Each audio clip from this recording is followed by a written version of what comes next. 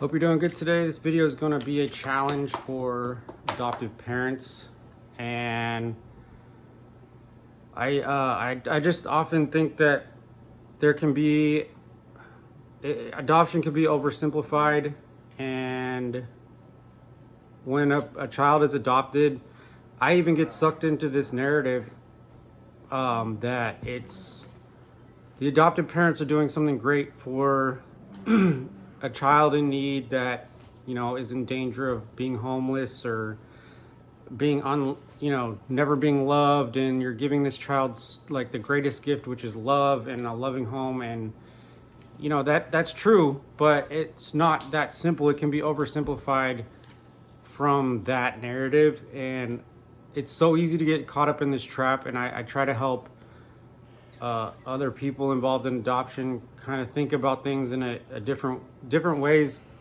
and different helpful ways. And today it's going to be just some questions to ponder if you are an adoptive parent or just I guess involved in the adoption triad. If you are thinking about adopting, I want to ask you some questions to possibly think about. So get a pen and paper and let's go, because this is going to get deep. Okay, so the first one is, what could my needs be as an adoptive parent? Like, all of your needs, what could they be? What could they possibly be? Like, obviously food, shelter, stuff like that. Like giving your child a loving home could be one of your needs. Maybe you wanted a son, maybe you wanted a daughter, maybe you wanted to give back to the world and do something good. That's why you're adopting, and you're fulfilling your need of giving. That could be a need, okay? And then what could, just say, and objectively, what could an adopted child, not my adopted child, what could a child being adopted, coming into somebody's home, what could their needs be?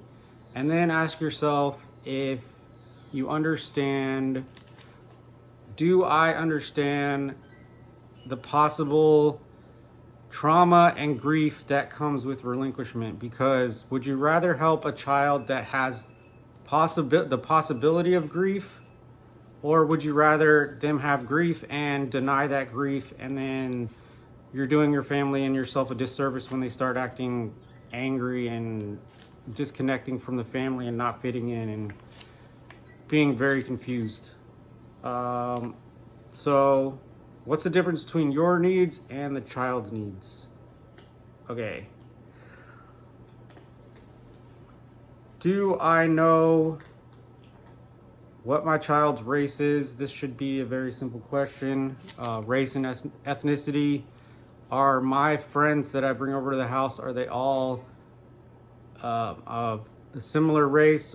Are there any of my friends as a parent the same race as an ethnicity as my child's? Or are they surrounded by people that are not of their ethnicity? And then, is my child around other adoptees that they can identify with, or are they around other kids that may not identify with them?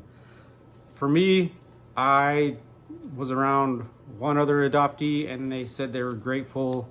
So this just added to the narrative that my adoption and relinquishment had absolutely nothing to do with my issues, and it was more isolating for me. So do I know how to enter my child's world? Just as a parent, I think that is important for just biological or adopted, whatever it is. Do I know how to enter my child's world? Do I know how to validate and acknowledge their inner experience? Like an example of denial would be, hey mom, I'm really sad. Oh, you have nothing to be sad about. I'll give you something to be sad about. Shut the fuck up. You know what I mean? Like, that would be a very mean and denying statement. So if you're thinking about a child that could have possible grief, a validating statement would be, hey mom, I'm really overwhelmed and sad and I don't know why. The validating God, I can't talk today. A validating sentence would be, those are some pretty hard feelings, those are some pretty big feelings. That sounds like, it's pretty hard to tell me. Let's talk about it. Let's get to the bottom of it. And then you sit with your child and then you start to open them up, and then you don't leave until you get to the bottom of it. And eventually they open up and they're like, yeah, I'm feeling like everybody in my school is bullying me, or whatever the cause may be. You'll get to the root cause of it. But when you deny, that loses trust from your kid, from my experience when I was a child, and then you feel more disconnected and isolated, and then for future times you don't feel like you want to bring up anything to your parents. So do I know how to enter my child's world? And a great book on this is How to Talk to Kids So They Will Listen, and How to Listen So They Will Talk, or something along those lines. It's a yellow book, and it has great information on how to do that. And I just wanted to say, validation and acknowledgement may not be important to you as a parent. It may not be important as your need. But me growing up in a different ethnicity household and not understanding anything about adoption and relinquishment, I was very confused. So validating and taking initiative as a parent would have been great for me if my parents would have been like, hey, this is what happened in your adoption. This is your family. And just kind of broke everything down, and not bullshitted me about everything. Like, oh, you're God's gift to the world, and God and the storks brought me a brown-eyed Mexican baby, and you're so lucky and you're chosen, and your mom did the best thing that she could. And that did not help. And that's just my experience. Am I brutally honest with my child about his or her adoption story? That's leading into the next thing. Nico, just 1 minute. It's okay. My son's always playing in the background. So yeah, this is going into more is caught than taught.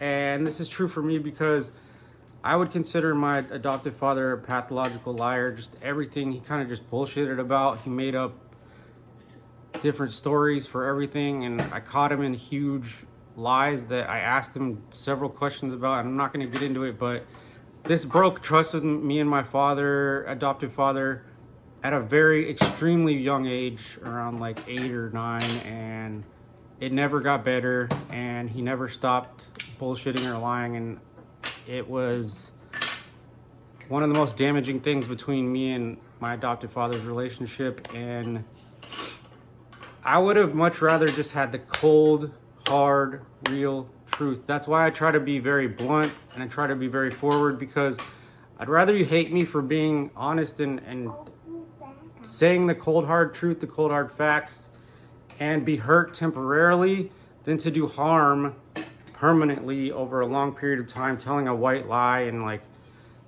being pie in the sky. You're so lucky and you're loved and you're a gift. And I had to find out my own that I was a product of rape, and that my parent, I still don't know my father looks like. He may be a piece of crap, he may be a worst person in the world, and he so far is looking like that. He was married. I do know that he was married, and I'm not going to get into what my mother was and what she did, but it was not a pretty story, and I would have been way better off with that, hearing that as a young child and being crushed by it temporarily. Then now I'm almost 40 and it's just devastating long term. I never heard this. I had to put these pieces together.